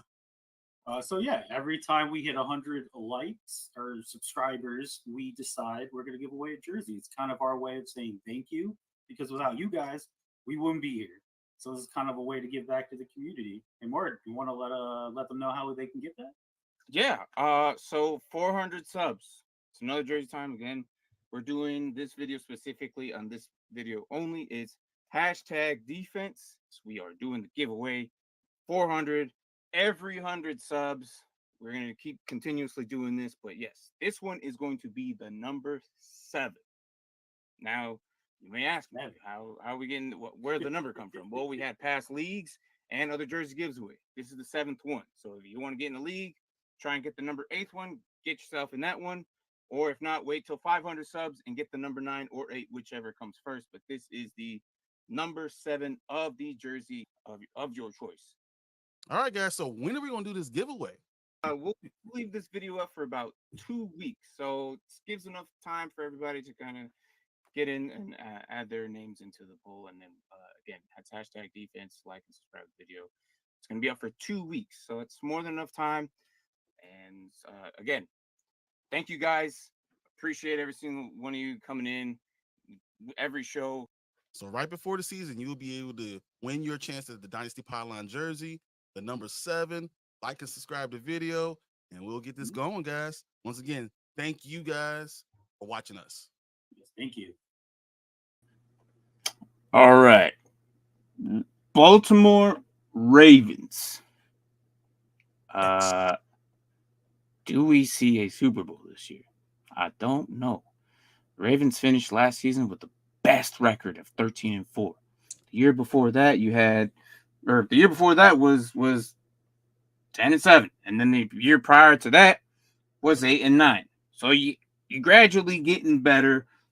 13-4, that's pretty good. However, you guys lost to the old famous Chiefs and Patrick Mahomes and Reed. It sucks. And the buzzsaw. They went off and they won the Super Bowl. Could have been yours. I get it. But a lot happened in the offseason. After leading the leading rush again, the king, Derrick Henry, at age 30, left. That's crazy because you guys got left the Tennessee Titans to the Ravens. So I said that ass backwards, but you follow what I'm picking up, okay? Hey, we all know the king is with the Baltimore. Yeah.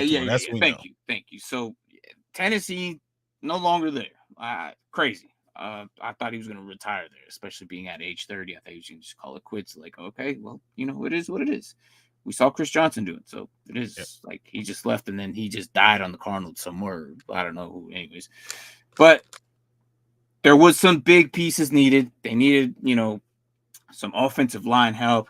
They lost, you with Simmons and Zettler, and it was just a lot of things that Moses was also traded to the Jets for a 4th and a 6th, I believe, or something like that. So it just a lot had happened in the offseason.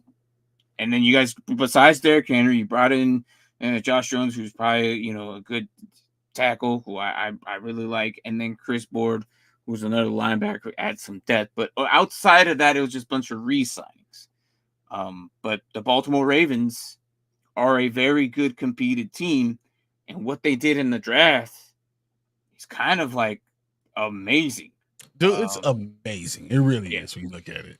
So go ahead, name off these rookies, Brian. Dude, I'm kind the of Baltimore Ravens got Nate Wiggins at cornerback.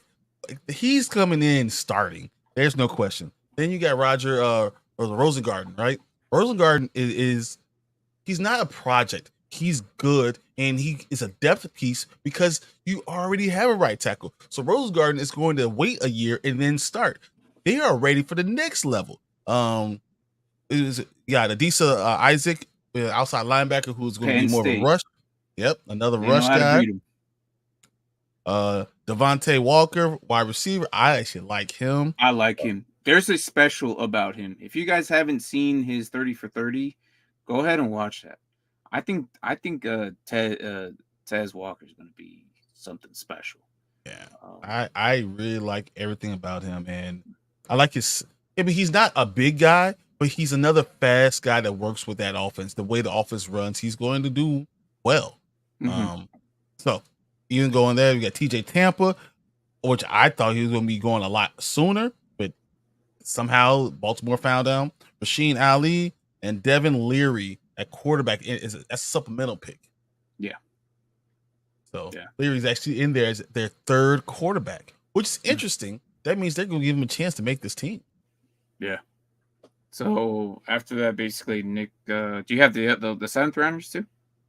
So I didn't get the seventh rounder. I thought that I got Leary was the last one that actually. So Nick Samick, the center out of Michigan State, and then Purdue, they signed Sanosi Kane, safety. So filler pieces because they have those positions. Because they have backups because Linderbaum and then Samick and then even Dalcourt. So like they aren't just what they have as starting. They have their backups. They have depth. They're going to win no matter what happens. Yeah. Yeah, I like what they did. It's one of my favorite teams of what they did for the draft. Coming in and they teed themselves up for next year. Do you know how many picks they have next year? I know that it's more than 8. So that's why Cowboys had 10, right? Uh-huh. They have more than the Cowboys. Whoa. Barely, though. Barely. They have 11 picks. They have 11 They have 11 picks. Wow. They have 1, 2, 3, and 2 fourths, 2 fifths, 3 sixths, and a 7th. So it's easy to say they probably go interior line and then an edge and then maybe receiver next year. But again, who knows what they'll need if the decision changes next year. But overall, this team already is established depth-wise. And a lot of these guys are under contract right now. My question to you is Josh Johnson good enough to be your backup quarterback? I mean, why would they bring in, Leary? So why? I think so. He's all right. But he brought in Leary for a reason, right? Like they had to go get a guy. I don't know. They never really relied outside of Jackson. It was always Jackson, and without Jackson, the team sucked. No, I mean they had a good backup for a long. They had Huntley for a little bit, but he's gone. Yep, and I'm surprised that they didn't try to replace him with anything. But I still gotta say I like what they've done everywhere. I think Johnson can get it done. I've seen him play before, and I think he'll be okay. I think he'll be all right. I'm not too crazy worried about situation. I think Lamar's going to have a fantastic year. Yep. I hope that he doesn't get hurt because I would love to see that team go that far. I would love to see the Baltimore Ravens versus the Niners again. That's what I want. I want to see that because that was the one Super Bowl I missed in the past due to military training. I was in boot camp, and that was the one freaking Super Bowl I will never get to watch live. So I'm like, I need these two teams to go back so I can watch that game in present day. Literally Josh Johnson is my only worry about this team. Okay. Did you see the Eagles game with them? The Ravens Eagles game? Yeah, Kenny Pickett sucks.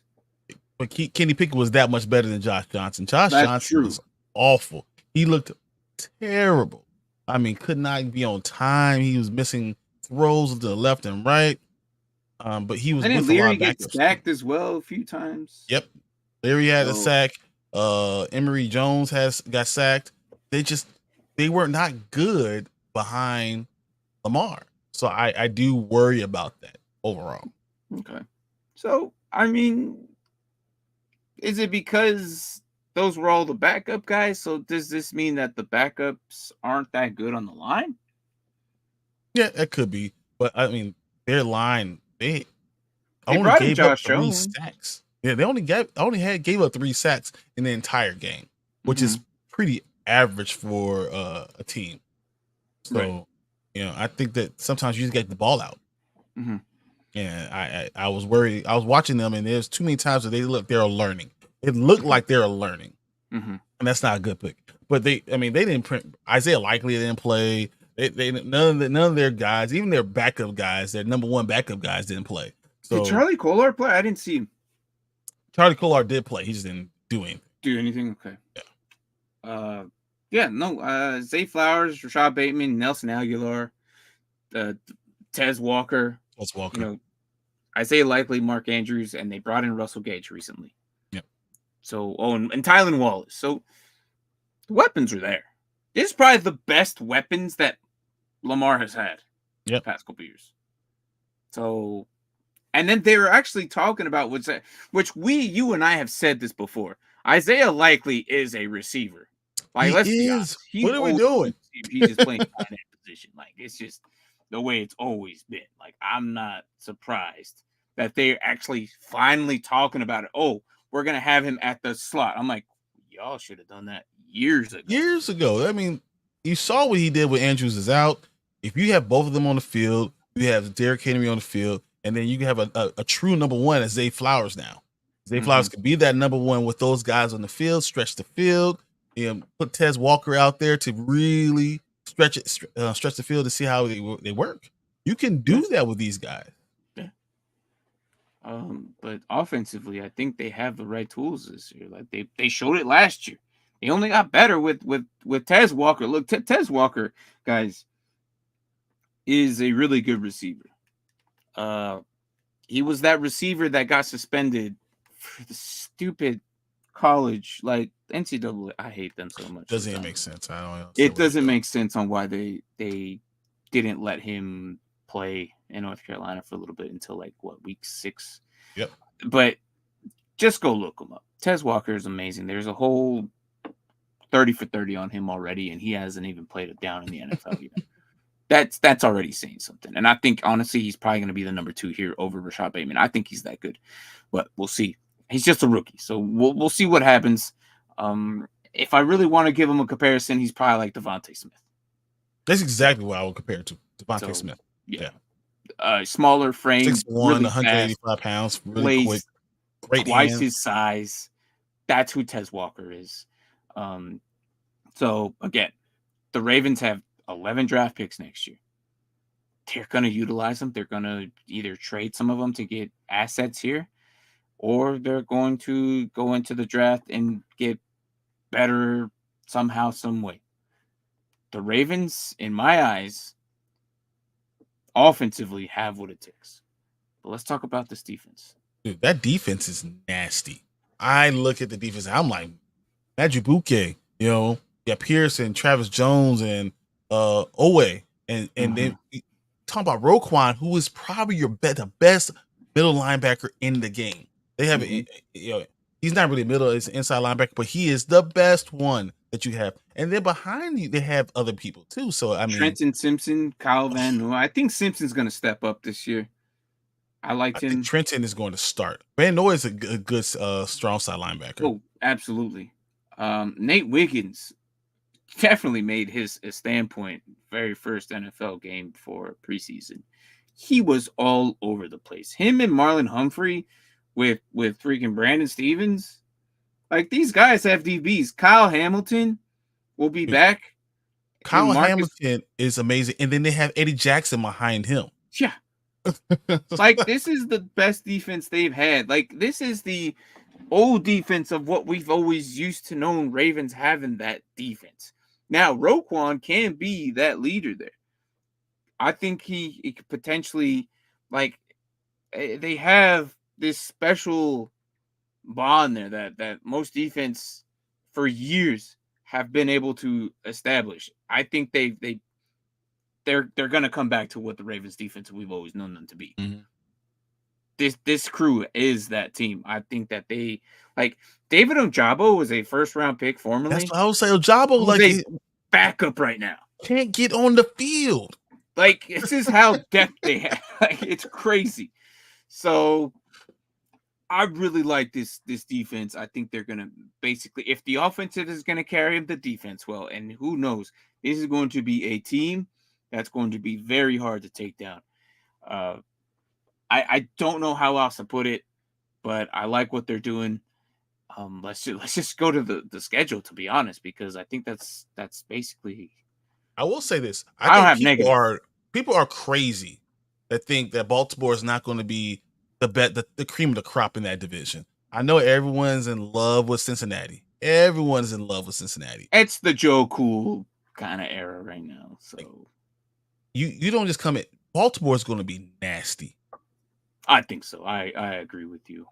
All right. So week 1, they open it up with the Kansas City Chiefs. And I already said that's a win. Yeah. We kind of said that was going to be a win. 2 episodes we did the Chiefs, and again, go check that out if you want to talk about your Chiefs. But we said that they might lose that one, the Chiefs, and the Baltimore will come on top. After that, they have the Raiders, then the Cowboys, and then the Bills. So easily, I could see maybe 4 wins right here. Or no. Like 4-0, and then you travel to your rival within division, week 5 with the Bengals. Again, do you see them splitting or beating them, sweeping them? What do you see here with? I think they split with Cincinnati. They split with them. Cincinnati's not bad. I just think Baltimore is better. Okay, yeah, I think they split with them as well. I feel like Bengals are missing just a few little bit assets that Baltimore already has. There's less holes to fill here in Baltimore than there is in Cincinnati. So, and their playing style is more conducive for them to win tight games. Yeah. So, what's up, Kadani? How are you, man? What's going on, y'all? Be Red from Malibu in his house, y'all. The Cowboys jersey. Yeah, we did. Yeah. No, that's a Ravens jersey. We had. We switched. This is a Lamar Jackson one right here. Yeah. So we're Skip. Y'all get 100,000 more subscribers. Y'all debate on him and price. Look. Okay. But I understand that the Ravens can easily win a lot of these games. Like Washington, I don't think it's gonna be competition.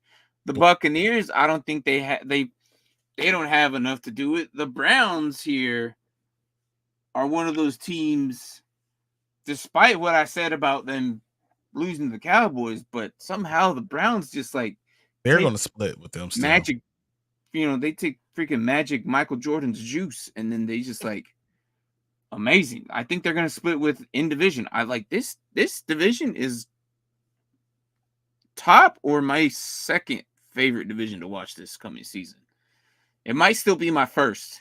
I think it's still, like, for me to watch is going to be the NFC North. But the AFC North, I think, is the best division in all of football. Yeah. The top end, all of them are the top end. All of them. The 4th place team had like 9 wins last year. Yeah. 4th place in division, you got 9 wins. That's wild card at least. And they didn't even make it. So they got the Browns. I think it's another split. Then you got the Broncos win there. Bengals, depending on home or away, they're going to split there. The Steelers split. Chargers, I think they beat the Eagles. Here's an interesting one. I think they lose here to the Eagles. Okay. I think they lose to the Eagles, and then they have a very nice bye week just before playoff time with only 4 games left. That already 13 weeks. Now, it's going to be a struggle, but 13 weeks of pure, brutal beat up on the body. They're going to need that 14th bye week rest. We already going to know if they're in the playoffs or not by then. Luckily, they have a Thursday night game, Cincinnati, and they had the Thursday night game off the bat was Kansas City. So they get time between Kansas City and Las Vegas, and then you get time after Cincinnati going to Pittsburgh. So they could be very rested the entire season. Exactly.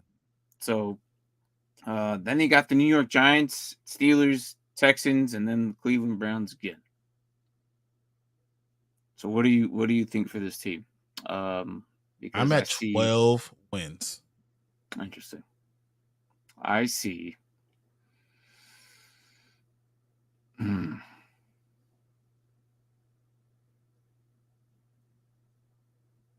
Wow. I see 14.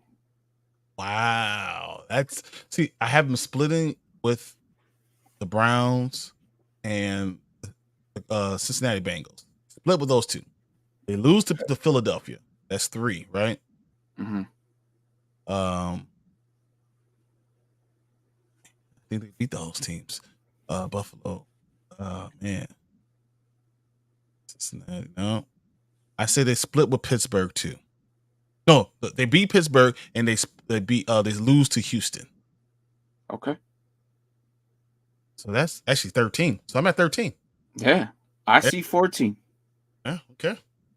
I don't think the Bills are as good as they used to be. I think the Bills are reestablishing themselves. They fell off the wagon. I think that's going to happen this year, and they're just going to have to reconfigure their standing grounds and build back up. So I think I see 14 with these guys. Hence why I think they're going to be in the Super Bowl.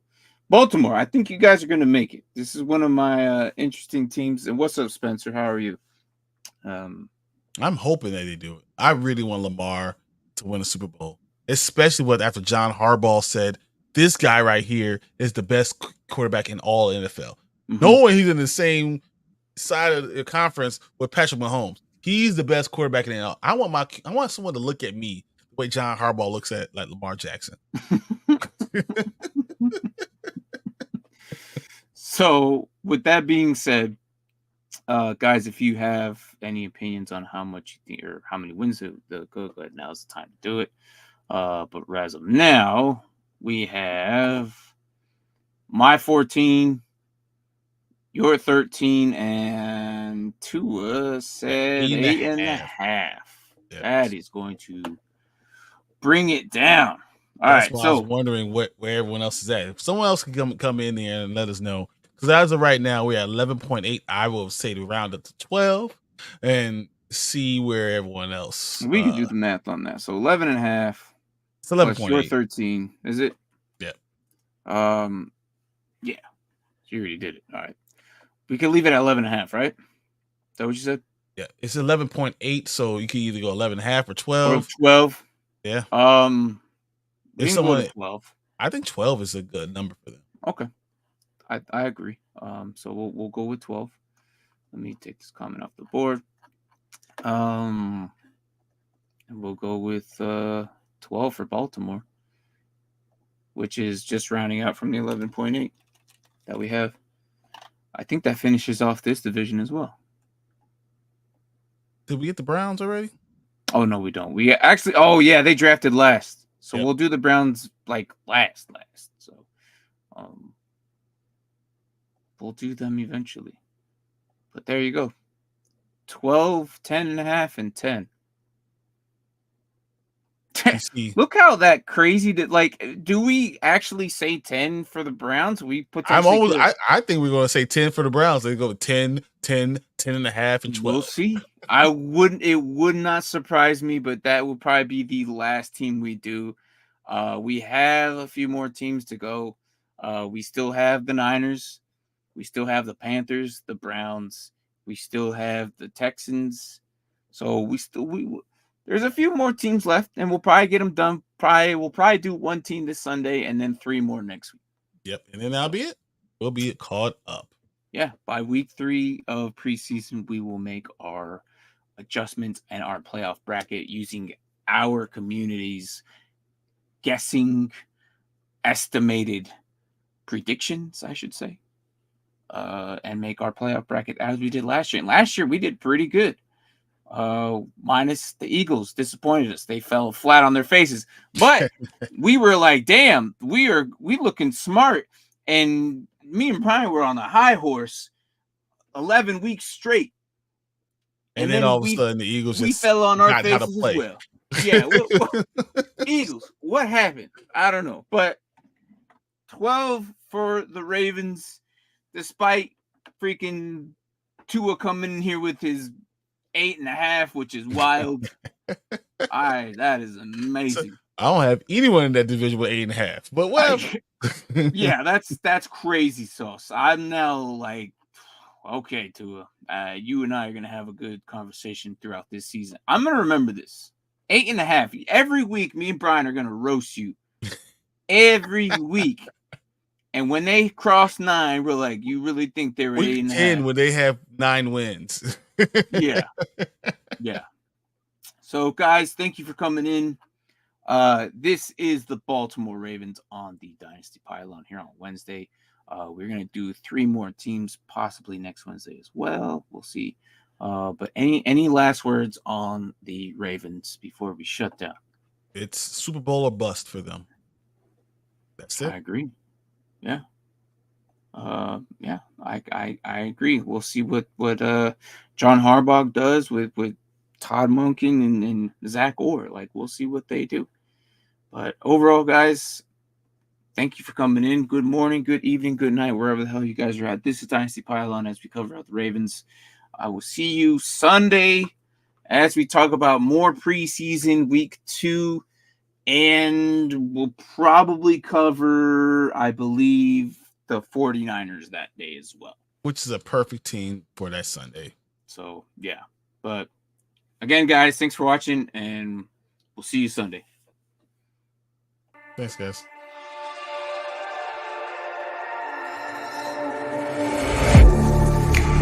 Getting hype when I aim up.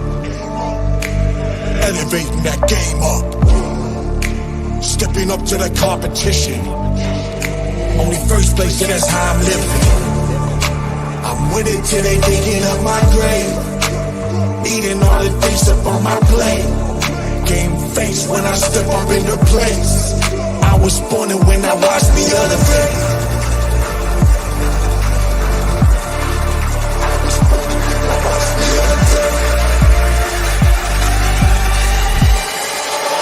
When I watch me elevate.